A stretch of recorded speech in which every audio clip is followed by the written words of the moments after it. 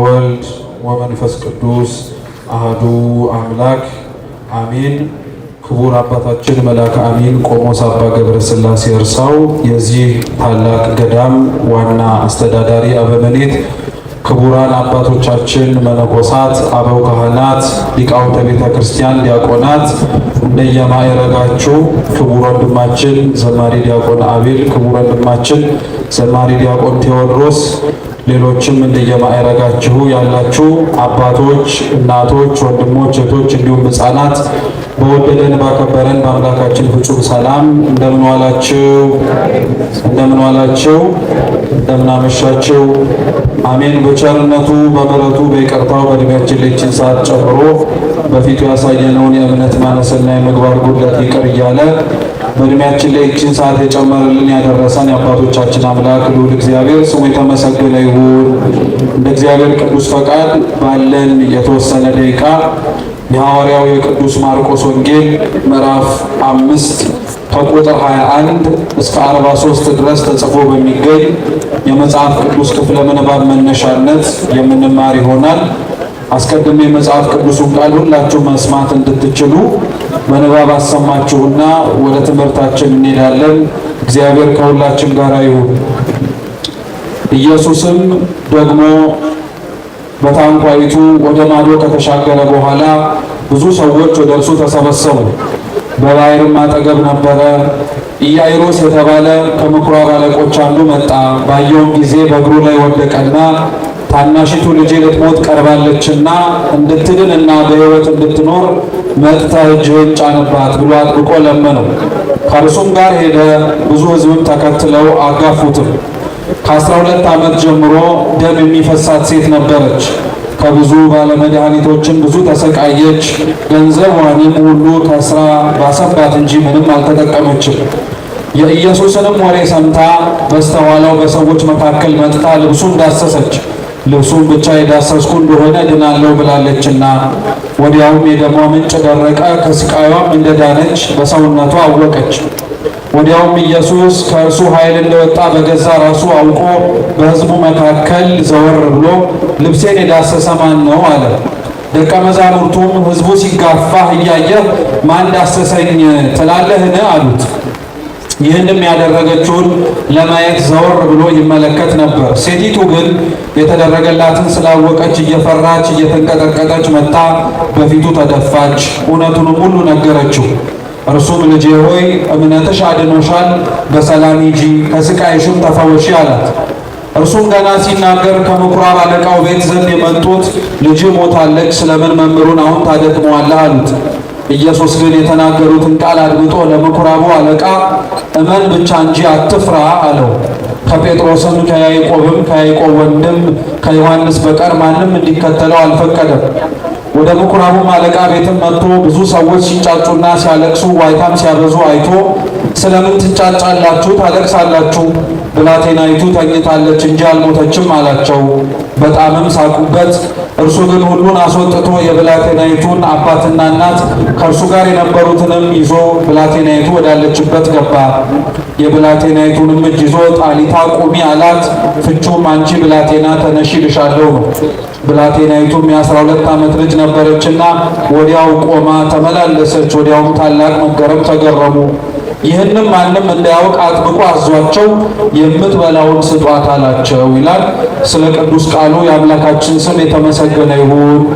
ቁጥር 43 ላይ ባለው ኃይለ ቃል መነሻነት ለአጭር ደቂቃ በተነበበው ቅዱስ መጽሐፍ ወንጌል መነሻነት እንማራለን። የትምህርታችን ርዕስ የምትበላውን ስጧት ነው። እስኪ የምትበላውን በሉ ስጧት። እስኪ ድገሙት። የምትበላውን ስጧት። የምትበላውን ስጧት። በዚህ ርዕስ መነሻነት እንማራለን። እንዲያስተምረን እንዲመክረን ከላይ ከሰማይ የሚወርደውንም ዝናብ ለድህነት ለምሕረት እንዲያደርግልን የእርሱ አምላካችን ቅዱስ ፈቃድ ይሁንልን። የሐዋርያው የቅዱስ ማርቆስ ወንጌል ምዕራፍ 5 ከቁጥር 21 ጀምሮ ተነቦና ተጽፎ የምናገኘው ጌታችን መድኃኒታችን ኢየሱስ ክርስቶስ በዚች ምድር ላይ ከፈጸማቸው ገቢረ ተአምራቶች መካከል አንዱ ነው። ቅዱስ ወንጌል ማለትም የማቴዎስ፣ የማርቆስ፣ የሉቃስ እና የዮሐንስ ወንጌል ምንም እንኳን በጸሐፊዎች የተጻፈባቸው ዘመን እና የተጻፉበት ዓላማ ቢለያይም እነዚህ አራት ወንጌላት ግን በሶስት ነገር ይመሳሰላሉ። የመጀመሪያው አራቱ ወንጌላት ስለ ጌታችን ስለ ኢየሱስ ክርስቶስ ታሪክ ያስተምራሉ። አምላካችን በምድር ላይ በቆየበት የ33 ዓመት ቆይታ ውስጥ ምን እንዳደረገ በምን አይነት ሁኔታ በእኛ መካከል እንደተመላለሰ አራቱ ወንጌላት ላይ ተጽፎ የሚገኝ እውነታ ነው። ሁለተኛው ቅዱስ ወንጌል የሚናገረውና ተጽፎ የምናገኘው ደግሞ በውስጡ ጌታችን ያስተማራቸውን ትምህርቶችና አምላካችን የፈጸማቸውን ተአምራቶች ናቸው። በእርግጥ ክርስቶስ ያስተማረው ትምህርትም ተአምር ነው፣ ተአምሩም ራሱ ትምህርት ነው። እኛ በተለምዶ የክርስቶስን ተአምራት እንደ ትምህርት ላንወስዳቸው እንችላለን እንጂ አምላካችን በእጁ የሚዳስሳቸው በአንደበቱ ተናግሮ እንዲፈወሱ የሚያደርጋቸው በሙሉ ሰዎች ከሚናገረውና ከተደረገላቸው ተአምራቶች በስተጀርባ ጌታችን ኢየሱስ ክርስቶስ ቆሞ እንደሚያስተምረው ተቀምጦም እንደሚናገረው ሁሉ ትምህርት ሰጪ ናቸው። ሶስተኛው በወንጌል በአራቱም ተጽፎ የሚገኘው ደግሞ የአምላካችን ኢየሱስ ክርስቶስ የማዳን ስራው ነው። መሞቱ፣ መሰቀሉ፣ ከሙታን መካከል መነሳቱ በአራቱም ወንጌላት ተጽፎ የምናገኘው ስራ ነው። በቅዱስ ማርቆስ ወንጌል ታዲያ ተጽፎ ከምናገኛቸው ከጌታችን ከኢየሱስ ክርስቶስ ተአምራቶች መካከል አንዱ አሁን እኛ ያነበብነው አንድ ኢያይሮስ ተብሎ የሚጠራ የአይሁድ የምኩራብ ሹም የሞተች ልጅ ማስነሳቱንና 12 ዓመት ደም ይፈሳት የነበረችዋን ሴት ደግሞ የደም ምንጯን ማድረቁንና መፈወሱን። ሁለቱም ተአምራት በምክንያት ነው አንድ ጊዜ ላይ በአንድ ሁኔታ ተጽፎ የምናገኛቸው። ታሪኩ ሲነገር እንደሰማችሁት አምላካችን ኢየሱስ ክርስቶስ በጣም ብዙ ሰዎች በነበረበት ስፍራና ዙሪያ እንደተሰበሰቡ ይነገራል።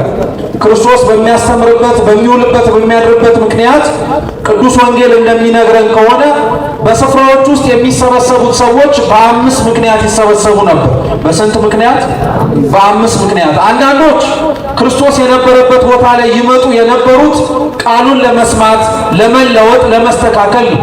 ለዛ ነው ክርስቶስ ካስተማራቸው ሕዝቦች መካከል በሌሎች ምክንያት የተሰበሰቡት በሙሉ የልባቸው ሲሞላና የጠየቁት ሲደርስላቸው ተበትነው ሲሄዱ 120 ቤተሰቦች ግን ከጌታችን ከኢየሱስ ክርስቶስ ከመጀመሪያው እስከ ፍጻሜው ድረስ ዘልቀው። አንዳንዶች ክርስቶስ የነበረበት ቦታ ላይ ደግሞ ይመጡ የነበሩት ምግብና መጠጥን ፈልገው። አንዳንዶች ክርስቶስ የነበረበት ቦታ ላይ ይመጡ የነበሩት ውበት ደምግባቱን ለማየት ነው። ሌሎች ክርስቶስ የነበረበት ስፍራ ላይ ይመጡ የነበሩት ተአምራት ፈልገው። አንዳንዶች ደግሞ ክርስቶስ የነበረበት ስፍራ ላይ በአምስተኛነት ደረጃ ላይ የሚመጡት ደግሞ ለክስ ለወቀሳ፣ ከሚናገረው ነገር ከሚሰራው ስራ ስህተት ከተገኘበት ብለው ለማየት ለመመርመር ነበር። ያኔ ክርስቶስን የሚከተሉት ሰዎች በእነዚህ በአምስት ምክንያት እንደሚሰበሰቡት ሁሉ ክርስቲያኖች ዛሬም ጌታችን ኢየሱስ ክርስቶስ ባለበት ቤተ መቅደስ በእነዚህ አምስት ምክንያቶች እዚህ ያለንም በየትኛውም ቤተ ክርስቲያን ውስጥ የምንገኝ ሰዎች እንመጣለን። አንዳንዶቻችን አሁን በዚች ቅጽበት ቤተ ክርስቲያን ውስጥ የተገኘ ነው ምግብ መጠጥ ቸግሮ ነው። የምንበላውን የምንጠጣውን ከእግዚአብሔር እጅ ፈልገን ነው። ኃጢአት አይደለም። እግዚአብሔር ምግብ ሲያበረክት ሲያበላ የተጠሙትን ሰዎችንም ጭምር የሕይወት ውሃን እሰጣቸዋለሁ እያለን ሲሰጥም ጭምር ስላየን አንድ ሰው ምግብና መጠጥ ፈልጎ ቤተክርስቲያን ለምን መጣ ይባላል። አንዳንዶቻችን ቤተክርስቲያን ውስጥ አሁን በዚህ ቅጽበት ተሰብስበን የምንገኘው ደግሞ ተአምራትን ፈልገን ነው። እግዚአብሔር ካልሆነ በቀር እርሱ ሊፈታው የሚችለው ቋጠሮ ብቻ እንዳለ አውቀን ለእመቤታችን ልንነግር ልንማጸን እሷን መፍትሄ ስጭን ልንል የመጣን ሰዎች አለ። አንዳንዶች አሁን እዚህ ቅጽበት ላይ ያለነው ደግሞ የመጣንበት ምክንያት ለክስ ለወቀሳ መተን ልንሆን እንችላለን። አያድርግብን እንጂ ከሚናገሩት ነገር ምን ስህተት እናገኛለን፣ ከሚያወሩትስ ነገር ምን ነቀፌታ ሊገኝበት ይችላል ብሎ የሚጠይቅም ሰው አይጠፋም። አንዳንዶቻችን ቤተ ክርስቲያን ውስጥ ደግሞ ዛሬ የመጣ ነው የቤተ ክርስቲያኒቷ ውበት ደምግባት ጠርቶ ነው። እንኳን የተሰበሰብንባት ቤተ ክርስቲያን ክርስቲያኖች ተናግራና አውደ ምሕረት ዘርግታ አስተምራ ቀርቶ በዝምታ ውስጥ የምታክም ናት።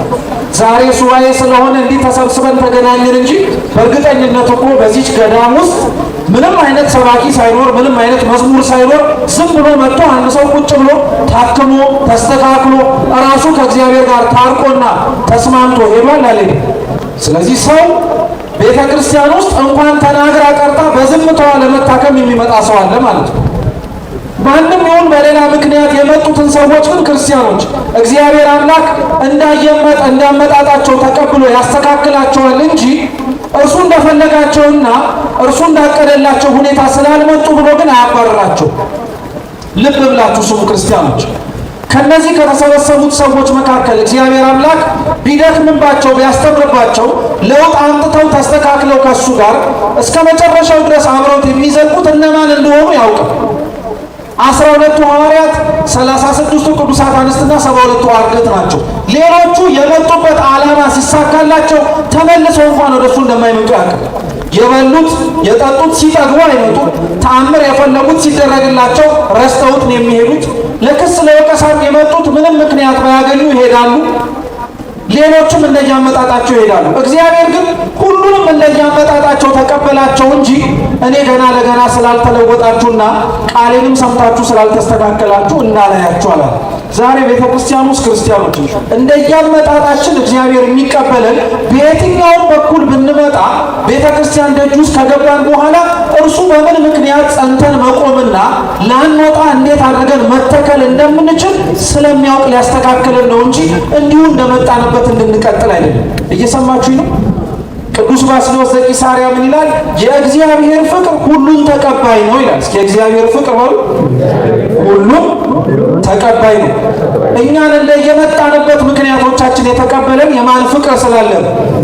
ቅዱስ ባስልዮስ ግን እንዲህ ብሎ ያስጠነቅቃል። ልብ ብላችሁ ስሙ። የእግዚአብሔር ፍቅር ተቀባይ ነው ካለ በኋላ የእግዚአብሔር ፍቅር ግን ልዩ የሚያደርገው መቀበል ብቻ ሳይሆን ከተቀበላችሁ በኋላ የሚያስተካክል ፍቅር ነው ያለው። ሰው እንደየምናምኑ መቀበል ነው እንጂ ሰው እንደየምናምኑ መውደድ ነው እንጂ ይላል። እግዚአብሔር እንደየምናምናችን ሊወደን ይችላል። ከዛ በኋላ ግን ፍቅሩ ያስተካክለናል። እግዚአብሔር ሁላችንም በፍቅሩ ያስተካክል። ብዙ ሕዝብ በዚህ ምክንያት ይከተለው ይሰበሰብ ነበር። ኢያኢሮስ ታዲያ የምኩራብ አለቃ ሹም ነው የተባለው። ብዙ ሰዎች ሲሰበሰቡ አየና ክርስቶስ የነበረበት ቦታ ላይ ሄደ። ኢያኢሮስ የምኩራብ ሹም ነው ማለት ምኩራብ ተብሎ የሚጠራው የአይሁድ ቤተ ጸሎት የነቢያት መጽሐፍት የሚነበብበት፣ ሰንበት የሚከበርበት፣ ሌሎችም ማህበራዊ ጉዳዮቻቸውን የሚያደርጉበት ስፍራ አለቃ ነው ማለት ነው። በተዘዋዋሪ የምኩራብ አለቃ ነው ኢያኢሮስ ማለት የአይሁድ መካከል ውስጥ የሚኖር ሰው አንድ ነው ማለት ነው። ምኩራብ ውስጥ የሚኖሩ አይሁድ፣ ቤተ መቅደስ ውስጥ የሚኖሩ አይሁድ አንድ የሚያመሳስላቸው ነገር ቢኖር ክርስቶስን አለመውደድ፣ ክርስቶስን ለመግደል መፈለግ። ኢያኢሮስ ታዲያ ይገርማችሁ ክርስቶስን ከሚገሉት ሰዎች መካከል ሆኖ ክርስቶስን ከሚጠሉት ማህበረሰብ መካከል አንደኛ መሪና አለቃ ሆኖ ክርስቶስን ለመፈለግ ሄደ። የምትኖሩበት ቦታ የምትኖሩበት ሕይወት ያለንበት ሁኔታ ለእግዚአብሔርና ለእርሱ አምልኮ ምቹ ላይሆን ይችላል። ቦታውና ሁኔታዎች ያልተመቹት እንጂ እኛ እንደዛ ስለሆንን አለመመቸት እንችላለን ማለት አይደለም። ብዙዎቻችን መሆን የሚጠበቅብንን ላለመሆን ምክንያቶች አድርገን ከምንዘረዝራቸው ነገሮች መካከል ቀዳሚውን ስፍራ የሚይዘው ኑሯችን፣ ሕይወታችን፣ ቤታችን፣ ወዳጆቻችን፣ በዙሪያችን ላይ ያለንበት ኃላፊነትም ጭምር ሊሆን ይችላል። ኢያኢሮስ የነዛ ሁሉ ኃላፊነቶችና በነዛ ሁሉ ምክንያቶች ውስጥ ሆኖ ክርስቶስ ጋር ለመሄድ ግን ምክንያት አልሆነበትም ነበር። ወደኋላ ለመዘግየት የነበረበት ስፍራ ላይ ሄደ። እንደ ምኩራብ ሹም አለቃነቱም ደግሞ ወደ ኋላ ሊያስብለው የሚችሉ ብዙ ምክንያቶችንም ትቶ ኢያኢሮስ ተጠጋና ክርስቶስን ልጄ በጠና ታማብኛለች አሉ። እስኪ ልጄ በሉ እንጂ በጠና ታማብኛለች፣ እጅህን ጭነህ ፈውሳት። ኢያኢሮስ የመጣበት ምክንያት ያንን ሁሉ ሰንሰለቶችና ሊያስቀርበው የሚችለውን ምክንያት በሙሉ ሰብሮ እግዚአብሔር ፊት የቆመበት ምክንያት ምኑ ስለታመመችበት ነው። አንዳንድ ሰው የያዘ ካልያዘው በቀር እግዚአብሔር ጋር አይመጣም ማለት ነው። አያችሁ፣ ልጁ ስለሆነችበት ነው እንጂ ምናልባት በምኩራብ ውስጥ የሚኖር አንድ ሰው ታሞ ቢሆን ኖሮ ጉዳይም ላይሆን ይችል ነበር። አንዳንዶቻችን እግዚአብሔር ልንመጣበት የምንችልበትን ምክንያት ሊሰጠን ሲል በዙሪያችን ላይ ያሉ በጣም ቅርብ የሆኑ በጣም ለእኛ ትልቅ ቦታ የምንሰጣቸውን ሰዎች ጤናቸውን ሊያሳጣቸው ይችላል። እርሱ ብቻ ካልሆነ መልስ ሊሰጣቸው የማይችል ማንም እንደሌለ እንድናምን ያደርጋል። በእርግጠኝነት በዚህ ጊዜ ውስጥና በዚህ ሰዓት ውስጥ እናቱ፣ አባቱ፣ ልጁ፣ እህቱ፣ ሚስቱ ታሞ የመጣ ሰው አይጠፋም። ለምን ሆነብኝ ብሎ ሊጠይቅ ማለት ነው። ኢያኢሮስም ልጁ ስለሆነችበት መጣ። ጌታችን ኢየሱስ ክርስቶስም ታዲያ ናሺ ወደ ቤት አብረን እንሂድ አለ። ቅዱስ ዮሐንስ አፈወርቅ ምን ይላል? ከክርስቶስ ሁለት ነገሮችን መማር ትችላላችሁ ይላል።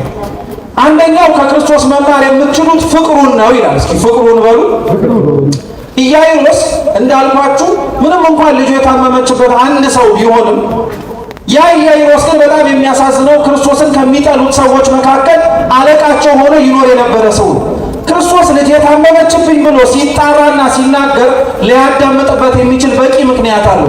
እግዚአብሔርን አለመውደዱ ራሱ አንዱ ስለሆነ እግዚአብሔር ግን ኢያኢሮስ ሳይፈልግ መምጣቱ አማራጭ አጥቶ የመጨረሻው ምርጫው ሆኖ ክርስቶስ ጋር መወድቆ መለመኑን አይቶ ሳትፈልገኝ ስለመጣ ብዙ ነገሮችን ሞክረህ የመጨረሻ አማራጭ ማድረግ ስለተጠጋኝ አልሰማህም አላለውም ይላል ቅዱስ ዮሐንስ አፈወርቅ። እንዲያውም ድክመቱን ሊያክምለት ህመሙንም ጭምር ሊያስታግስለት ፈጥኖ አብረን ወደ ቤት እንሂድ አለው እንጂ እግዚአብሔር ለአንዳንዶቻችን ከምርጫዎቻችን መካከል አንዱ ነው እንጂ የመጀመሪያው ላይሆን እኮ ይችላል። ክርስቲያኖች ብለነው ሲሰለቸን እኮ ነው የምንመጣው። አቅቶን ከአቅማችን በላይ ሲሆን እግዚአብሔር ለእሱ የሚሳነው ነገር የለም እንላለን ይሆናል እንጂ ስንጀምር ገና ጉዞን ለእግዚአብሔር የሚሳነው ነገር የለም ብለን የምንጀምር እኮ በጣም ጥቂት ሰዎች ነው። እግዚአብሔር ሁላችንን ልብ ያስተካክልልን። ስለዚህ ኢያኢሮስ የማይሰማበት ምክንያት ነበረው፣ ክርስቶስ ግን አዳመጠው ይላል ዮሐንስ አፈወርቅ። ቀጠለና አሁንም ክርስቶስን ትህትናውን ተመልከቱት ይላል። ኢያኢሮስ ልጄ ታማብኛለች አይደለም ያለው፣ እጅህን ጫንባትና ምን ታረጋለች ነው ያለው። እየሰማችሁ? እጅህን ጫንባትና ምን ታረጋለች ነው ያለው።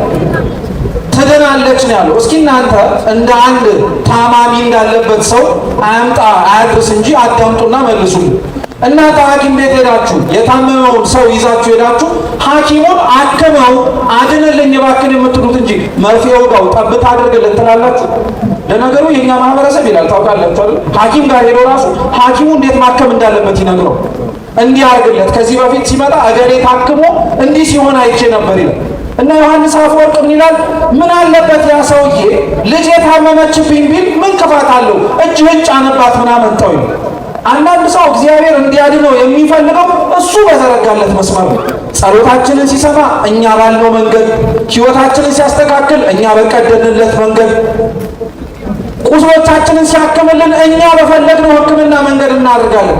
ግን አይሆንም ክርስቲያኖች። እግዚአብሔርን መታመማችንን ልንነግረው እንችል ይሆናል እንጂ ከእሱ በላይ ሆነን ለእኛ ለራሳችን ተጨንቀን እንዲህ አድርግልን ልንለው አንችልም። በዚህ ሁሉ ድክመት ያለውን ኢያኢሮስን ግን ክርስቶስ ምንም አላለው። እሺ ና እንሂድ አለ። እንደሰማችሁት ሲነበብ ጥቂት ከሄዱ በኋላ በጣም ብዙ ሰዎች ማጨናነቅ ጀመሩ መንገዱ። ያው ተአምርም ያደርግ የለ ተአምራቱ እንዲደረግላቸው ሰዎች ስለፈለጉም ጭምር ነው ብዙዎች ይጠጉት የነበሩት። ጌታችን ኢየሱስ ክርስቶስ እያንዳንዳቸው በዛ በገበያ መካከል ሲመላለስ ያያቸው ነበር። ቅዱስ ወንጌል ግን ትኩረት ሰጥቶ የጻፈልን እግዚአብሔር ያያቸው ብቻ ሳይሆን እግዚአብሔርን ያዩትም ጭምር ብሎ የነገረን አንዲት 12 ዓመት ደግሞ ደም ይፈሳት የነበረችን ሴት ነው። የዚህችን ሴት ታሪክ ብዙዎቻችሁ ታውቁታላችሁ። ጥቂት ነጥቦችን ብቻ ነው የማነሳላችሁ። እቺ ሴት 12 ዓመት ሙሉ ደም ይፈሳት የነበረችውን ህመምተኛ ማለት ነው። አንደኛ ህመሟ ከምን ጀመረ ብለን እንጠይቃለን። በጣም ብዙ ሊቃውንተ ቤተ ክርስቲያን የዚህችን ሴት የመታመሟን ምክንያት ብዙ ምክንያት ዘርዝረው አንዳንዶች እቺ ሴት የታመመችው በሴቶች የሚሆነው ወርሃዊ ግዳጅ መጥቶባት አላቆም ብሏት ነው ብለው የተናገሩ አሉ። አንዳንዶች እቺ ሴት የታመመችው በኃጢአቷ ምክንያት ነው ያሉ አሉ። ቅዱስ ወንጌል ግን እንደሚነግረን ከሆነ ይቺ ሴት የታመመችው ተኝታ ስትነሳ ነው። ምን አድርጋ ስትነሳ? ይሄን አረድገሙት በሉ። ለምን እንዳስደገምኳችሁ ታውቃላችሁ? ተኝቶ መነሳት የሚቀልበት ሰው ስላለ ነው ከኛ መካከል። ሌላ የሚያሳስበው በጣም ብዙ ነገር ኖሮ ተኝቶ አንቀላፍቶ በሰላም ጤነኛ ሆኖ መነሳት ትልቅ በረከት ነው፣ እግዚአብሔር የሚመሰገንበትም ጭምር። እቺ ሴት 12 ዓመት ደም ይፈሳት የነበረችው አንድ ቀን ተኝታ ማለዳ ስትነሳ ጀምሯት በዛ ሁሉ ህመም ውስጥ ከስጋዊ ስቃይና መከራዋ ባለፈ ሌሎች ውጣ ውረዶችም ጭምር ነበሩባት። ኦሪት ዘሌዋውያን ምዕራፍ 15 እንደሚነግረን ከሆነ አንዲት ሴት እንኳን በወርሃዊ ግዳጅ ወሯ ደርሶ ቀርቶ እንዲሁ ደም እንኳን የሚፈሳት እንኳን ከሆነ በወሊድ ይሁን በሌላ ምክንያት የመንጻቷ ጊዜያት እስኪፈጸሙ ድረስ ከሰው ጋር እንድትገናኝ አይፈለግም። ያ ብቻ አይደለም፣ ሊያስታምማት የሚመጣ ሰው እንኳን ካለ ከነካት እንኳን እስከ ምሽቱ ድረስ ሰውነቱን ታጥቦ እሱ ራሱ ንጽህናውን እስኪጠብቅ ድረስ ቆይቶ ነው ንጹህ የሚሆነው እንጂ ርኩስ ነበር የሚባል። ይሄን ያነሳውላችሁ ለምን መሰላችሁ? የዚህ ሴትዮ ህመሟ 12 ዓመት ደም መፍሰስ ብቻ አልነበረም፣ አስታማሚ ማጣትም ጭምር። ብዙዎች በየጸበሉ ብዙዎች ታመው ባሉባቸው ቦታዎች ውስጥ በጣም የሚታመሙበት ህመም እውነት ለመናገር በሽታው ብቻ ይመስላችኋል? በሽታቸውን ቀርቦ ሊያስታምማቸው የሚችል ሰው ማጣትም ጭምር። እቺ ሴት 12 ዓመት ሙሉ ቤተሰቧን አጣለች። ወዳጅ ዘመድ የሚሆናትና ቀርቦ ደሟን እየጠረገ እንኳን ሊያስታግሳት የሚችል ሰው አልነበረባትም። ቢነኳት እነሱም ይረክሳሉ፣ እሷን ብትነካቸው ራሷን አረከሰችን ብለው እርምጃ ይወስዱባት ነበር ይቺ ሴት። ስለዚህ ውጯ ብቻ ሳይሆን ውስጧም ጭምር ነው የታመሙ። ብዙ ክርስቲያኖች ነው የምላችሁ፣ እውነቴን ነው የምነግራችሁ፣ በስጋቸው ሲራመዱ ጤነኛ የሚመስሉ በሕይወታቸው ሲኖሩ ሞልቶ ተርፏቸው ለሌላው ማድረግንም ጭምር ያልተቸገሩ ሊኖሩ ይችላሉ። ውስጣቸው ግን የእውነት የታመሙ ሰዎች አሉ። አንዳንዶቻችን የእውነት በውስጣችን ታመነ ሰላምን በማጣታችን፣ ውስጣችን አለመረጋጋትን፣ ውስጣችን ተቅበዝባዥነትን፣ ውስጣችን ተረጋግቶ እንኳን ከሰው ጋር ከእግዚአብሔር ጋር እንኳን ተቀምጦ ለመመካከል የማይችል በጣም ብዙ ሰዎች አሉ። ቆመን ስንራመድ ግን ጤነኛ የምንመስል ማለት ነው። ክርስቶስ ይህቺን ሴት ሲፈውሳት ይህቺን ሴትም ሲጎበኛት የሚገርማችሁ እርሱ ራሱ አይቷት ሄጄ ልፈውሳት ብሎ አይደለም። እሷ ራሷ የልብሱን ጫፍ ብዳስስ ምን አደርጋለሁ ብላ አይገርማችሁ? እግዚአብሔር ዞሮ አላልተመለከታትም። እርሷ ግን ማንን አይተዋለች? እግዚአብሔርን ተመልክተዋለች። እግዚአብሔርን ማየት የሚችል አይን ለሁላችን ይስጠን። ሊያሳይ የሚችል ብዙ ምክንያት ነበራት። ያ ሁሉ ሰው መንገዷን ዘግቶባታል። ሰውነቷ ላይ የሚፈስ ቁስል አለባት። በውስጧ ያለ ብዙ ውጣ ውረድና ያልተመለሰ ጥያቄ አለባት። በዛ ሁሉ ሆና ውስጥ ግን እግዚአብሔርን ማየት የሚችል አይን አላት። ክርስቲያኖች በሕይወታችን እውነት ለመናገር እግዚአብሔርን ማየት እስከሚሳነን ድረስ የሚያስችል ፈተና እስካልቀረበብን ድረስ እውነቴን የምላችሁ እናመስግን እግዚአብሔር። በስጋችን ታመን እግዚአብሔርን ማየት ከቻልን ተመስገን ነው። በነፍሳችን ቆስለንም እንኳን ውስጣችን ጤነኛ ሳይሆን እግዚአብሔርን ማየት ከቻልን በጣም ጥሩ ነው። ሰው እግዚአብሔር ፊት ሊያስቀርበን የሚችል እንኳን ብዙ ውጣ ውረድ ኖሮን አምላካችንን ማየት ከቻልን ተመስገን ነው። እርሱን ማየት ያቆምን ጊዜ ላይ ነው ችግር የሚጀምረው። ምሳሌ ልስጣችሁ በደንብ ግልጽ ለማድረግ። የቅዱስ ዮሐንስ ወንጌል ምዕራፍ 6 ክርስቶስን አለማየት ምን ያክል ዋጋ እንደሚያስከፍል በቅዱስ ጴጥሮስ ታሪክ ምሳሌ አድርጎ ያስተምረናል። ታስታውሱ እንደሆነ ክርስቶስ የ5 ገበያ ሕዝቦችን እንጀራ በርክቶ ካበላቸው በኋላ ደቀ መዛሙርቱን ምን አላቸው? ባህር ተሻግራችሁ ጠብቁኝ እኔም እመጣለሁ ብሎ እርሱ ወደ ተራራ ሊጸልይ ሄደ። እየሰማችሁ ነው? ወደ ተራራ ሊጸልይ ሄደ እና በዛው ቅጽበት 25 እና 30 ምዕራፍ ይሳፈሩበት የነበረውን ታንኳ ውስጥ ተጭነው ደቀ መዛሙርቱ ጥቂት እንደሄዱ ከፊት ለፊታቸው ነፋስ ተነሳባቸው። ጌታችንም ንፋስ በተነሳበት አውሎ ንፋስን በበረታበት በባህሩ ላይ እየረገጠ መጣ። ልብ ብላችሁ ስሙ። እርሱ እየረገጠ ሲመጣ መጀመሪያ ምትሃት መሰላቸው፣ ፈሩ፣ ደነገጡ። ክርስቶስም አይዟችሁ እኔ ነኝ አትፍሩ አላቸው። ቅዱስ ማቴዎስ ከሌሎቹ በተለየ መልኩ አንድ ታሪክ ይጨምርልናል። እሱም ምንድነው? ቅዱስ ጴጥሮስ ክርስቶስ ባህሩን እየረገጠ እንደመጣ ሲያይ ጌታ ሆይ ና በለኝ እኔም ወደ አንተ አለ። ጌታችንም ፈቅጃለሁ ና አለ። እንደ ደረቅ መሬት ክርስቶስ ይረግጠውን የነበረውን ባህር እየሰማችሁ ነው። ቅዱስ ጴጥሮስም ያንኑ ባህር ረገጠው። ትምህርት ነው። በእግዚአብሔር ያመነ ሰው እግዚአብሔር የሚያደርገውን ማድረግ ይችላል ማለት ነው። ቅዱስ ወንጌል ይሄንን ይላል አይደል? የዮሐንስ ወንጌል ምዕራፍ 12 እኮ ማንም በእኔ የሚያምን ቢኖር እኔ የማደርገውን ያደርጋል ከዛም የበለጠ ያደርጋል ብሎ። ስለዚህ ክርስቶስ ባህሩን እንደረገጠ ጴጥሮስም እንዲረግጥ አደረገ። ቁልፉ ግን እንድታውቁት የምፈልገው ምን መሰላችሁ? የጴጥሮስን ባህሩን መርገጡን አይደለም። ጥቂት እርምጃ ከተራመደ በኋላ ይረግጠው የነበረውን ባህር ጴጥሮስ ራሱ ደግሞ ምን ሲያደርግበት ነበር? ሲሰጥምበት ነበር። ለምን ጴጥሮስ እንደሰጠመ ታውቃላችሁ?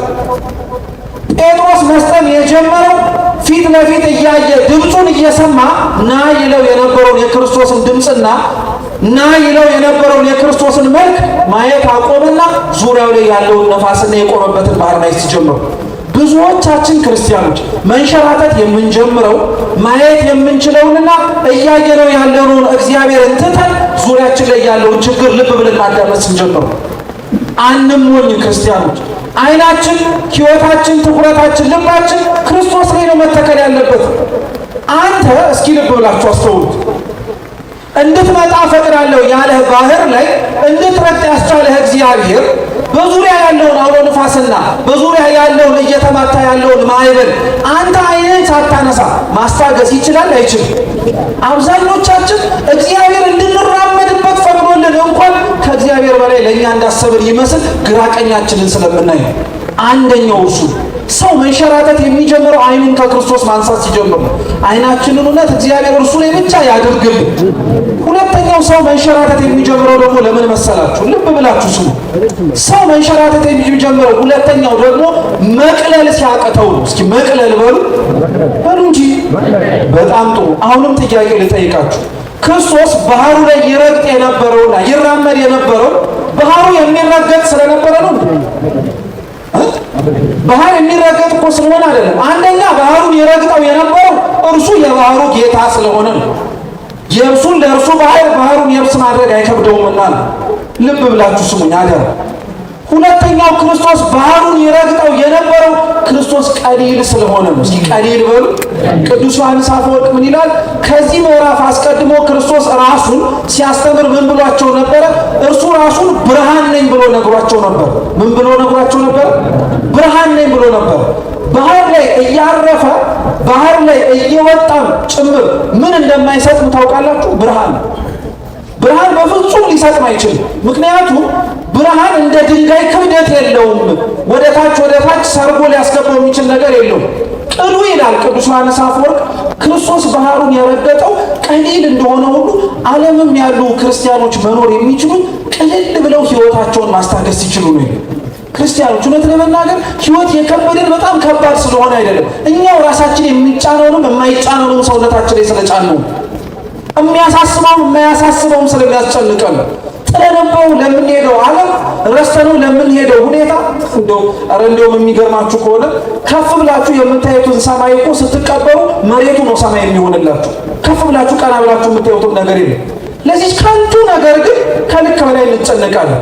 መኖር ከበደን እያለን እግዚአብሔር እናማራለን። እርሱ የረገጠውን መሬት እኮ ነው ያስረገጠው። እርሱ የተራመደበትን ባህር እኮ ነው ተራመዱበት ያለ። ያረገውን ነው አርጉ፣ የኖረውን ነው ኑሩ ያለ። እንደዛ ማድረግ እንችል እግዚአብሔር ብርታቱን ይስጠን። ስለዚህ ያቺም ሴት እርሱን አየችው፣ ተመለከተችው፣ ትኩረቷንም አላነሳችም። ጌታችን ኢየሱስ ክርስቶስም እንደ እምነቷና እንደ መሻቷ ሄዳ የቀሚሱን ጫፍ ስትነካ ደሟ ደረቀላት ይላል። እየሰማችሁ ነው? ደሟ ምን አደረገላት? የደሟን መድረቅ ያወቀችው መጀመሪያ ራሷ ናት። ያለ ምክንያት ስለማላስብላችሁ በሉ የደሟን መድረቅ እስኪ በሉ ያወቀችው ማናት? ራሷ ናት። ሰውም አላየላትም። ትምህርት ነው። ሰው ከእግዚአብሔር ጋር ሲስማማ፣ ሰው ከአምላኩ ጋር ጥሩ ግንኙነት ሲኖር ምስክር አይሻም፣ እሱ ራሱ ያውቀዋል። አሁን እኛ ከእግዚአብሔር ጋር ለመቅረብ ላለመቅረባችሁ፣ ለመስተካከል ላለመስተካከላችሁ፣ ጥሩ የሆነ ነገር ለመሆን ላለመሆናችሁ ምስክር እንደምንሻ ታውቃላችሁ። እስኪ ንገረኝ፣ እስኪ እንዲህ አማክረኝ፣ እስኪ እንዲሁነኝ እያልን እንሄዳለን። መቅበዝበዛችን እረፍት ከማጣት የመነጨ እንደሆነ ግልጽ ነው። ግን የዛችን ሴት መዳንና የዛችን ሴት ጤነኛ መሆን መጀመሪያ ከሰው አስቀድሞ ያወቀው ራሷ ነው። ስለዚህ ሰው ራሱ መጀመሪያ ጤነኛ ሲሆን ነው ለሌላውን መትረፍ የሚችል። ቅዱስ አትናቴዎስ ዘእስክንድርያ ምን ይላል? በእናንተ ውስጥ ተጣሞ ያለውን በሌላው ሰው ቀጥ አድርጋችሁ መትከል አትችሉም ይላል። እኛ ውስጥ ተጣሞ ያለውን ሰላም ቤትህ እንዴት ነው ቀጥ አድርገው የምትተክል? አንተ ውስጥ የሌለውን ፍቅር እንዴት ነው ዓለም ላይ ሄጄ ላንጸባርቀው የምትለው? አንተ ውስጥ የሌለውን ትህትናና ትዕግስት ሰው እንዴት ሊኖረው አይችልም እያልክ እንዴት ትብሰለስላለህ? መጀመሪያ አንተ ውስጥ መቼ ኖረና? ይህች ሴት መጀመሪያ ራሷ መዳኗን አወቀች። ክርስቶስም ማን እንደዳሰሰው ለማወቅ ደቀ መዛሙርቱን ጠየቀ። ከእናንተ መካከል ወይም ከዚህ ሕዝብ መካከል የዳሰሰኝ ማን ነው አለ። እንደ ወትሮ ሁሉ ቅዱስ ጴጥሮስ ፈጠን ብሎ እንዴት ማን ዳሰሰኝ ትላለህ? የሁሉ ሰው እየተጋፋ አያያ ያለ ከእናንተ መካከል የነካኝ ሰው ሲዳስሰኝ ኃይል ከሰውነቴ ሲወጣ ተሰምቶኛል አለ። ይህቺ ሴት ዙሪያው ላይ ይጋፉ እንደነበሩት ሰዎች እየተጋፋች አይደለም የነካችሁ፣ በእምነት ነው ሄዳ የዳሰሰችው። ብዙዎች ቤተ ክርስቲያን ውስጥ የእውነቴን ለመረጋጋችሁ ተጋፍተን ልንገባ እንችላለን። በእምነት የሚነኩት ሰዎች ግን ጥቂት ሊሆኑ ይችላሉ። እግዚአብሔር እንደዛ ከሆኑት መካከል ያድርገን። እውነቴን የምላችሁ ክርስቲያኖች፣ እኛ በተራ አልፈን የምንገባውን የኪዳነ ምሕረትን ግቢ ደጁን ብዙዎቹ እኮ እናቶች ጀርባቸውን ነቅለው ተፈውሰውበታል። እኛ ተቀምጠን አይንካን የምንለውን አፈር ብዙ እናት አባቶቻችን ዳሰው ከጤናቸው ታርቀውበታል። እኛ ቀዝቅዞናል አንገባበትም የምንለውን ጸበል ሰዎች ከተቀመጡበት ወንበር ላይ መነሳት ከብዷቸው ቆሞ ሲራመዱ ተመልክተናል። አንተ የናቀው ሌላው ሰው ሲከብርበት፣ አንተ ምንም አይሰራም ያልከው ሌላው ሰው ሲሰራለት ያየኸው ያ የተሰራለት ሰው ምን ስለነበረው? እምነት ስለነበረው ነው። እግዚአብሔር ከሁላችን ክርስቲያኖች እምነት ይፈልጋል። መቼም ይሄን ሱባኤ በዚህ በቅዱስ ቤተ ክርስቲያን ደጅ ሁላችንን ተሰብስበን ዝናቡም ብርዱም እየተፈራረቀብን የምንቀመጠው እግዚአብሔር ጸሎታችን እንዲሰማ። ምናልባት የአንዳንዶቻችን የሚፈስ ደም አይኖረን እንጂ ከዘመናት በላይ እየፈሰሰ አልደርቅ ያለ ኃጢአት አለን። እውነቱ እግዚአብሔር ካልሆነ በቀር ሊያደርቀው የማይችል ማለት ነው። እርሱን ሊያደርቅልን የምንፈልግ ሆነ እርሱ ያደርቅልናልን ብለን ደግሞ ቤተክርስቲያን ውስጥ ከመጣን ከኛ የሚጠበቅብን የመጀመሪያው ነገር ክርስቲያኖች ማመን። ይህቺ ሴት በጣም የምትገርማችሁ ታዲያ የልብሱን ጫፍ ነጣ ከዳሰሰችው በኋላ ከተፈወሰች በኋላ ክርስቶስም ኃይል ከሰውነቴ ወጣ ብሎ ከተናገረ በኋላ እርሷ ግን ምን ስታደርግ እንደሆነ ታውቃላችሁ? የተገኘችው አፍራ ተንቀጥቅጣ ዝም ብላ ነው የተገኘችው። እስኪ አፍራ በሉ። ይሄ ታውቃላችሁ ቅዱስ ጎርጎርዮስ ዘኑሲስ ምን ይላል? የአንድ እግዚአብሔር ፊት የሚቆም ነፍስ ሊኖረው የሚገባው ነገር ነው። ሰው እግዚአብሔር ፊት ሲቆም መፍራት አለበት። ደጁን ስለገባንበትና ስለወጣንበት ስለተከፈተልን ብቻ ድፍረት አይጸናወተን። ዓመቱን ሙሉ ለመግባት እግዚአብሔር እጅሩን ፈቅዶ ምናልባት 20 ዓመት 30 ዓመት እዚህ ሱባኤ የገባው የኖርኩኝ ሰው አለ ልትሉ ትችላላችሁ። ይኖራልም ጭምር። በዛ ዘመናት ውስጥ ግን ያልተቋረጠ ፍርሃት ሊኖረን ያስፈልጋል። የእግዚአብሔር ደጅ ስለተከፈተ አይናቅም። ክርስቲያኖች ስጋው ደግሞ ስለተሰጠ አገኘዋለሁ ተብሎ አይዘበትበትም። ፍርሃት ያስፈልገዋል። እግዚአብሔር ደጅ ሰው ሲቆም መፈራት የክርስቲያኖች የመጀመሪያው ነገር ነው። መጽሐፍስ የጥበብ ሁሉ መጀመሪያ ማንን መፍራት ነው? ስለዚህ ሰው እግዚአብሔር ፊት በነፍሱ በስጋውም ሲቆም መፍራት አለበት። ቅዳሴ እንኳን ስታስቀድሱ ገባሬ ሰናይ ዲያቆኑ ፊቱን በመስቀሉ የሚሸፍነው ለምን እንደሆነ ታውቃላችሁ? ትንቢተ ኢሳይያስ ምዕራፍ 6 ላይ የሰማይ መላእክት እግዚአብሔር ፊት ሲቆሙ በሁለቱ ክንፋቸው ፊታቸውን ይሸፍናሉ። ማን በህሊና ተመራምሮ አንተን ይደርስብሃል? ማንስ እግዚአብሔር አንተን ፊት ለፊት ቆሞ ያያል ብሎ እኮ ዲያቆኑ እኛን አፍሮ አይደለም እኮ ፊቱን በመስቀሉ የሚሸፍነው። ማን ከእግዚአብሔር ፊት መቆም ይችላል የሚለው ፍርሃት ውስጣችን ሊንጸባረቅ ነው። እግዚአብሔርን መፍራት እንድንችል በቸርነቱ ይርዳል። ሁለተኛ ተንቀጠቀጠች አለ። እግዚአብሔር የሚፈራ ብቻ አይደለም ሲቆም የሚንቀጠቀጥለትም ጭምር አምላክ ነው። ብዙ ሰው እግዚአብሔርን ሊያምነው ይችላል። እዚህ ውስጥ ማን ይንቀጠቀጥለት ይኖር ይሆናል? ታውቃላችሁ? ሐዋርያው ቅዱስ ያዕቆብ በመልእክቱ ስለ አጋንንት እምነት ሲናገር ስራ መጉደላቸውን ይናገራል። እምነታቸውን ግን ሲናገር ያምናሉ ይንቀጠቀጣሉ ጭምር ነው የሚለው። ማንኛ መካከል እግዚአብሔር ፊት የሚንቀጠቀጣሉ? መድፈራችን ሳያንስ እኮ የቆመው እንኳን የሰውነታችን ጉልበት እንኳን ለመንበርከክ የሚያስቸግረን ሰዎች አለ። እግዚአብሔር የሚንቀጠቀጡለት የሚፈሩት አምላክ ነው። ሶስተኛ ደግሞ እግዚአብሔር በዝምታ የሚመለክ አምላክ ነው። በምን የሚመለክ አልኳችሁ? በዝምታ። በየቀኑ የሚቀደሰውን የእመቤታችንን ቅዳሴ ሀዳቴ ነፍሱን ታስታውሱታላችሁ። እንግዲህ እንደ ማርያም አርምሞንና ትዕግስትን ገንዘብ እናድርግ ይላል። እስኪ እንደ ማርያም በሉ። አርምሞንና ትዕግስትን ምንና ገንዘብ እናድርግ። አርምሞ የሚባለው ይላሉ ሲተረጉሙ ሊቃውንቱ የአፍ ነው ይላሉ። ትዕግስት ግን የሚባለው የልብ ነው። ክርስቲያን ዝም ማለት ያለበት በአፉ በልቡ ነው። ብዙ ሰው የአፍ ዝምታው አያቅተው፣ የልብ ዝምታው ግን ይከብዳል። ክርስቲያኖች በአፋችን ዝም ብለን በልባችን ብዙ አጉረምርመናል እግዚአብሔር ፊት። በአፋችን ዝም ብለን በልባችን ብዙ እግዚአብሔርን ተናግረነዋልም ጭምር። አፋችንንም ልባችንንም እግዚአብሔር ዝም ያሰኝልን። ስለዚህ ዝም አለች፣ ፈራች፣ ተንቀጠቀጠች። ክርስቶስም አያትና ምን አላት? ልጄ ሆይ እምነትሽ አድኖሻል፣ በሰላም ይቻላል። ማመኗን አየ፣ መፍራቷን አየ፣ መንቀጥቀጧን ተመለከተ። ከዚህ በላይ ለአንድ ነፍስ እግዚአብሔር ፊት ቆሞ ድህነትን ለሚፈልግ ፈውስን ለሚፈልግ ምንም ሊኖረው ስለማይችል እምነትሽ አድኖሻል ሂጂ አላት። ቅዱስ ኤፍሬም ሶርያዊ ምን ይላል መሰላችሁ? ይህቺ ሴት ስትመጣ አፏ ተዘግቶ ማህፀኗ ደም እየፈሰሳት ነበረ። ከሱ ግን ተጠግታ ስትሄድ የማህፀኗ ደም ደርቆ አፏን ለምስጋና ከፍቶላት ሄዳል። እግዚአብሔር ሁላችንን የመጣንበትን መልስ መልሶልን ለምስጋና ለመውጣት ያስችለን። ስለዚህ ክርስቶስ ፈወሳት፣ አዳናት፣ ይቅርታውን፣ ምሕረቱን፣ ቸርነቱን ሰጣት። ይህንን ሁሉ ለዚህ ሴት ግን ሲያደርግላት ክርስቲያኖች ዋናው ዓላማውና ሐሳቡ ሆና ሳይሆን እግረ መንገዱን አግኝቷት ነው። ምኑን አግኝቷት? አረ መልሱ። እግረ መንገዱ ነው የተነሳበት ዓላማ የኢያኢሮስን ልጅ ለማዳን። እግረ መንገዱን ሲሄድ ነው እቺን ሴት ያገኛል። ምን ማለት መሰላችሁ ክርስቲያኖች? ምናልባት የተሰበሰብንባት የቤተ ክርስቲያን ደጅ ውስጥ በእምነት የመጣ ሰው ሊኖር ይችላል፣ አለም ጭምር። እግዚአብሔር አምላክ የነዛን የአማንያኑን ጸሎት ለመስማት በረድኤት በቸርነት ወደ ምድር ሲወርድ ማመን ተስኗቸው እየተጠራጠሩ ጉድለታቸውን ግን እንዲሞላላቸው እግዚአብሔርን እየተማጸኑ ያሉትንም ሰዎች እግረ መንገዳቸውን ይፈውሳቸዋል። እግዚአብሔር ክርስቲያኖች እግረ መንገድ አይጣችሁ። እውነቴን እንደምላችሁ እግረ መንገድ አይጣችሁ። ጉዳዩ ላትሆኑ ትችላላችሁ። እኔ አይሰማኝም፣ አያዳምጠኝም፣ ብዙ ብያዋለሁ፣ ብዙ ነግሬዋለሁ፣ ሰው ከሚያደርግበት ሳላጎልበት ተማጽኘዋለሁ፣ ግን ዝም አለ ልትሉ ትችላላችሁ። እንኳንም ዝም አለ። ዝም ባለበት ቅጽበት ግን ከቦታው አይጣችሁ። ለአንዱ መልስ ሲጠቅ እግረ መንገዱን ካገኘ የእናንተንም ደም ያደርቅላችሁ። ስለዚህ ክርስቶስ ደሟን አደረቀ እግረ መንገዱን። ጥቂት ሳይጓዝ ግን ታማለች የተባለችዋ ልጅ ሞተች። እስክትሞት ድረስ እግዚአብሔር የጠበቀው ታማ ከሚያድናት በላይ ሞታ ሲያስነሳት ተአምሩ ስለሚበልጥ እግዚአብሔር ለጸሎታችን ምላሽ ሲዘገይ የጸሎታችንን ምላሽ ለመመለስ ሲመጣ የሚያደርገው ድንቅ እንዳለ እንድናውቀው። ወደ ቤታቸውም ሄደ።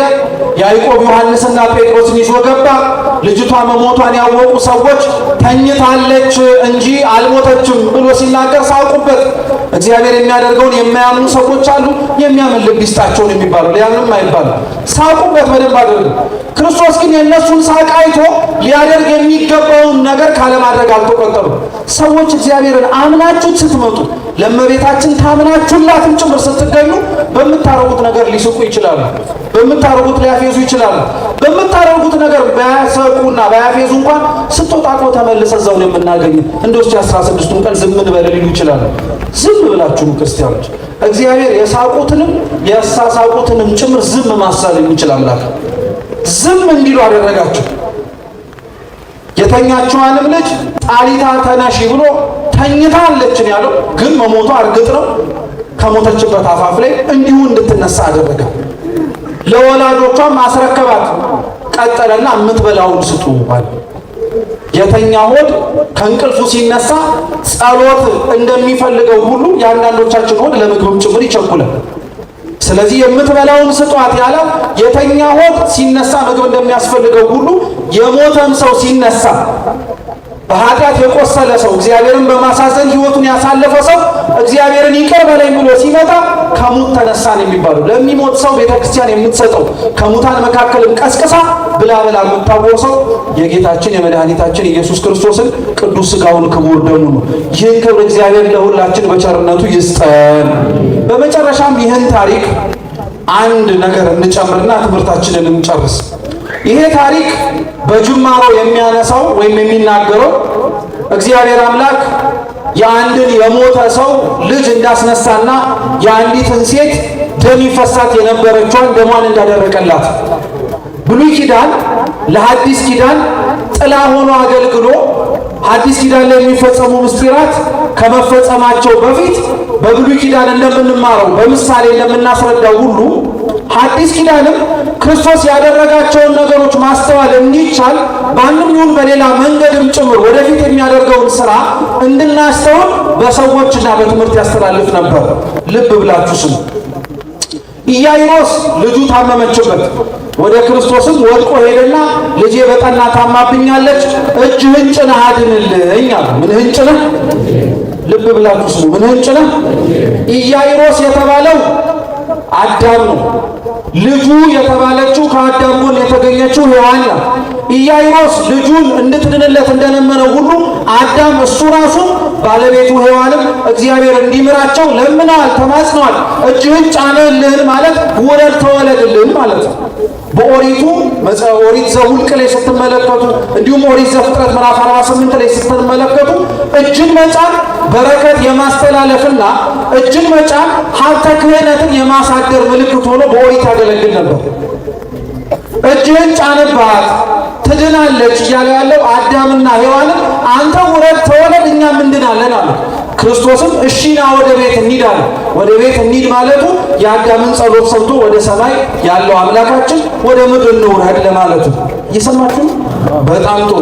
ከኢያኢሮስ ጋር ግን ጥቂት እንደሄደ ስንት ዓመት የሚፈሳትን ሴት አገኘ? ኧረ መልሱ። 12 ዓመት ደም የሚፈሳት ሴት ማለት ቀዳማዊት ሔዋን ናት። ሔዋን ያቺ ሴት ደም እንደሚፈሳት ሁሉ ያልተቋረጠ የኃጢአት ጅረት ይፈስባት ነበረ። በእርሷ ምክንያት ሰዎች ከእግዚአብሔር ጋር መገናኘት አቅቷቸው ገነትን መውረስና መኖር ተስኗቸው ወደ ሲኦል ይወርዱ ነበር። ገንዘቧ እስኪያልቅ ድረስ ሔዋን መፈወስ የምችልበትን ከብዙ ባለመድኃኒቶች ሞክራለች። ሔዋንም ያድኗት ከሆነ በምትወልዳቸው በነቢያት በልጆቿ የእግዚአብሔርን ደጅ ጸንታ ነበረ፣ ግን ማንም ሊያድናት አልቻለም። ጌታችን ኢየሱስ ክርስቶስ ግን ሲያልፍ ያቺ ደም የሚፈሳት ሴት አየችና የልብሱን ጫፍ ብነካ ደሜ ምን ያደርጋል አለች። ሔዋንም አምላክን ጌታችን መድኃኒታችንን ኢየሱስ ክርስቶስን ተመለከተችውና በልጆቿ ዓይን እርሱ ቢሰቀልልኝ እኔም ሕይወትን አገኛለሁ አለች። ያቺ ሴት ነክታ ዳሳ የዳነችበት የክርስቶስ ቀሚስ አንደኛ የቤተ ክርስቲያን ምሳሌ ነው። የምን ምሳሌ ነው? በጣም ጥሩ። እኛ የክርስቶስን ቀሚስ ለመንካት ዘመን አይፈቅድልንም። ወደ ኋላ ተመልሰን አካሉ የሆነችውን ቅድስት ቤተ ክርስቲያን ግን ለመንካት አሁን ደጁ ተሰብስበን ያቺ ሴት የቀሚሱን ጫፍ ነክታ ደሟ እንደደረቀው እኛም የቤተ ክርስቲያን ደጅ መተን ቤተ ክርስቲያንን ብንማጸን የኃጢአት ስራችንና ደማችን ይደርቃል ማለት ነው። ሁለተኛዋ የክርስቶስ ቀሚስ የምትባለው ድንግል ማርያም ናት። ማናት? የእመቤታችን ቅዳሴ ላይ ካህኑ ሲል ሰምታችሁታል። እመቤታችን አንዱ ከሚመስልበት መንገድ መካከል የሸማኔ ጉድጓድ ነሽ ይላታል። የምን ጉድጓድ? በሸማኔ ጉድጓድ ውስጥ የሚሰራው ምንድን ነው? ሽሮ ሜዳ አልፋችሁ መጣችሁ በሉ እንጂ በሸማኔ ጉድጓድ የሚሰራው ምንድን ነው? ጥበብ። ኧረ እባካችሁ ተው፣ እግዚአብሔርን ፍሩ። በሸማኔ ጉድጓድ የሚሰራው ምንድን ነው? እሺ ልመልሰው፣ ሰዓቱን እንዳልኩት ልብስ። እስኪ በሉ እንጂ ነጠላም በለው ቀሚስም በለው ምንም በለው ምንን የሚሸፍን ሰውነትን የሚሸፍን ልብስ ነው። እስኪ ልብስ በሉ። በጣም ጥሩ። ያቺ ሴት 12 ዓመት ደም ሲፈሳት ሄዳ ዳሳ የነካችው ቀሚስ ድንግል ማርያም ናት የምትባለው ክርስቶስን ሰው ሲሆን የለበሰው ሥጋ የነሳው ከማን ነው? ከእናቱ ነው። እሷ ሄዳ ቀሚሱን ስትነካ ደሟ ቀጥ ካለ እንዴት እኛ ድንግል ማርያምን ስንነካት ኃጢአታችን አይደርቅ? እርሷ ለእሱ ልብስ ከሆነች እንዴት ለእኛ እርቃናችን ልብስ አትሆንም? እርሱ ልብስ ራቆትን ከሸፈነ እርሷ እንዴት እርቃናችንን አትሸፍንም? ክርስቲያኖች ልብስ ክብር ከሆነ እሷ እንዴት ለኛ ክብራችን አትሆንም? ልብስ ከሩቅ የሚታይ ሰውም ሊነካው የሚዳስሰው ከሆነ ከሩቅ ሆነ አይተን ልንዳስሳት የምንናፍቀው ካለችበት መንግስትም እንድታስገባን የምንማጸነው ማንን? ድንግል ማርያም ነው። እርሷን ለመንካት ለመዳሰስ በቸርነቱ ይርዳል።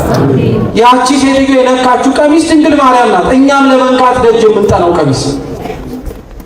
ያቺ ሴት ቀሚሱን ነካች፣ ደሟ ቀጥ አለላት።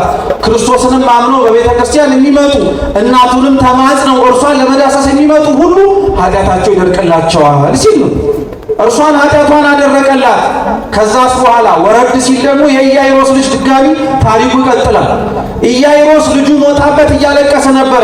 አዳምም ልጆቹ ሞተውበት ምሄት በተባለ በሲኦል ያነባ ነበር፣ ያለቅስ ነበር። ክርስቶስም ልብ ብላችሁ ስሙ፣ ወደዛ ቤት ሲገባ ያዕቆብ ዮሐንስና ጴጥሮስን ይዞ ነው የገባው። እስኪ ያዕቆብ በሉ፣ ዮሐንስ በሉ እንጂ ጴጥሮስ። ያዕቆብ ዮሐንስ ጴጥሮስ ቅዱስ ጳውሎስ አንደኛ ቆሮንቶስ ምዕራፍ 13 ላይ የሚነግራል እምነት ተስፋና ፍቅር ናቸው። ክርስቶስ ወደዚች ምድር ሲመጣ እምነት ተስፋና ፍቅርን አይቶ ነው። እምነት ተስፋና ፍቅር የማንን እምነት ብትሉ የድንግል ማርያምን ነው። እንደ ቃል ይደረግልኝ እኔ ለአንተ ምን ነኝ አለችው፣ ባሪያ ነኝ አለችው። የማንን ፍቅር አይቶ ነው? የድንግል ማርያምን ነው። ከእርሷ ከድንግልናዋ ቀጥሎ በጣም ያሳሰባት ወላዲተ አምላክ የሁላችን ድነት ነው። የማንን ተስፋ አይቶ ነው ቢባል የእርሷን ተስፋ አይቶ ነው። እርሷንስ ስለተመለከተ አይደለ እንዴ በሰማይም ያለው እግዚአብሔር ሰሜንም ምስራቅም ምዕራብም ደቡብም አሻቶ ከእሷ የተለየ አላገኘም አይደል ያለው አባ ሕርያቆስ። እርሷን አየ፣ ተመለከተ። በእርሷ በኩልም ሆኖ ለአዳምና ለልጆቹ ሲኦል ከነበሩበት ግዞት እንዲወጡ አደረጋቸው። ከዛም የሚበሉትን ሥጋና ደም ሰጣቸው። በፍጻሜው ለድንግል ማርያም ደግሞ ሲተረጎም እስኪ የምትበሉትን በሉ፣ የምትበላውን በሉ እንጂ ስጧት። የምትበላውን ስጧት የተባለችው ሞታ የተነሳችው ጣሊታ ናት። ሞቶ የተነሳ ነፍስ የሚበላው ሥጋና ደሙን ነው። አንድም ዛሬ በሚተረጎመው የውዳሴ ማርያም ትርጓሜ ላይ የቅዱስ ኤፍሬም የመጨረሻ ተምኔትና መሻቱ ምን ነበር? ምን አለ? የመብርሃን ውዳሴዋ ምስጋኗ በዝቶ ጫማም ሆኖ ምን ባረገው ጫማው አይደለም፣ ልብስ ሆኖ ለብሼ ባጌጠበት፣ ምግብ ሆኖ ምን ባረገው? አረ መልሱ ወይስ አትሰሙ? ሲተረው ምግብ ሆኖ ምን ባረገው? መጠጥስ ሆኖ ምን ባረገው? እምትበላውን ስጧት ማለት ኃጢአት አቁስሎት እግዚአብሔር እንዲፈውሰው የመጣም ነፍስ ያለው እግዚአብሔር እንዲነሳበት የሚሰጠው ምግብና መጠጥ የእናቱን ምስጋና ነው።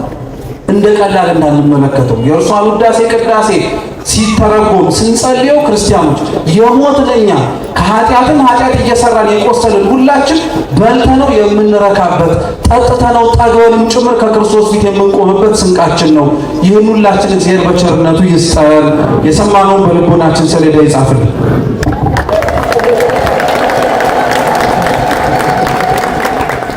ለመምህራችን ለመምህር ዘላለም ታዬ የቦሌ ሆተ ብርሃን ቅድስት ማርያም ቤተክርስቲያን ሰባኪ ወንጌል ቃሎትን ያሰማልን።